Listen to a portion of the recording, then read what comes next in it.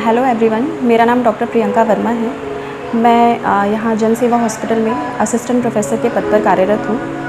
मैं MD dermatology हूँ और मैं स्किन में nails, hair and sexually transmitted diseases की कैटेगरी के जो रोग होते हैं उनको मैं यहाँ पे देखती हूँ।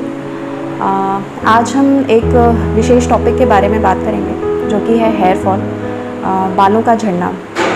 बालों का झड़ना जैसे कि पहले काफ़ी लेट एज में स्टार्ट होता था, बट आज के सिनेरियो में ये बहुत ही अर्ली स्टार्ट हो जाता है। जैसे कि 16 इयर्स ऑनवर्ड्स भी आजकल बालों का झड़ना जो है वो देखा जा रहा है। प्रीमेच्योर ग्रेइंग एंड बालों का झड़ना आजकल बहुत ज़्यादा कॉमन है। अब बालों के झड़ने के कई सारे कारण हो सकते हैं। जो महिलाओं में हेयर फॉल होता है वो मोस्ट कॉमनली जो 18 से 30 साल के बीच जो होता है, तो सबसे ज़्यादा कॉमन कारण है वो न्यूट्रिशन की कमी है। तो हमें सबसे पहले न्यूट्रिशनल डेफिशिएंसी को एड्रेस करना है। जब तक न्यूट्रिशनल डेफिशिएंसी होगी तब तक हम कोई भी अदर मोडेलिटी ऑफ ट्रीटमेंट से, किसी भी प्रकार के तेल से या किसी भी प्रकार की दवाई से उस चीज़ को हम कवर नहीं कर सकते।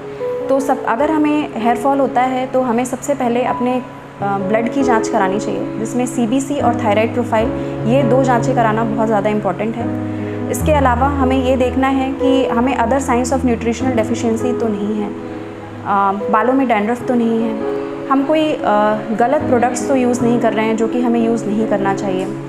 तो सबसे पहले हमें न्यूट्रिशन की कमी को एड्रेस करना है।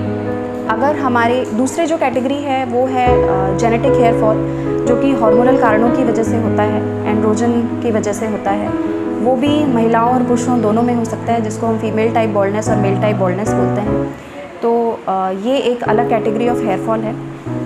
इसके अलावा भी कई सारे कारण हो सकते हैं हेयर फॉल होने के, जैसे प्रीवियस कोई इलनेस है, कोई भी सिंपल वायरल फीवर है, मलेरिया, टाइफाइड, डेंगू, कोरोना, किसी भी प्रकार की इलनेस, कोई भी सर्जिकल इंटरवेंशन अगर आपका हुआ है रिसेंट पास्ट में, या फिर आपको किसी भी प्रकार की दवाइयाँ चलती हैं, कीमोथेरेपी या किसी भी प्रकार की दवाइयाँ, तो वो भी एक बालों के झड़ने का कारण हो सकता है। तो हमें उसको भी एड्रेस करना है। तो ये सारे कारणों को हमें ध्यान में रखना है। साथ में पैटर्न ऑफ हेयर फॉल जो है वो भी हमें एक क्लू देता है कि हमें किस टाइप का हेयर फॉल हो रहा है। तो pattern of hair fall males में अलग होता है, फीमेल्स में अलग होता है। ये आप अपने नियर बाय डर्मेटोलॉजिस्ट को दिखाइए, उनकी सलाह लीजिए और जो जो कारण हैं उनके लिए आप प्रॉपर इन्वेस्टिगेशंस कराइए। रैंडमली कोई भी तेल लगाने से ये समस्या सॉल्व नहीं होगी। आपको एक प्रॉपर जो है वर्कअप कराना पड़ेगा, उसके बाद ही आप इस समस्या से जो है इसको आप हैंडल कर सकते हैं और बालों के झड़ने को कंट्रोल कर सकते हैं।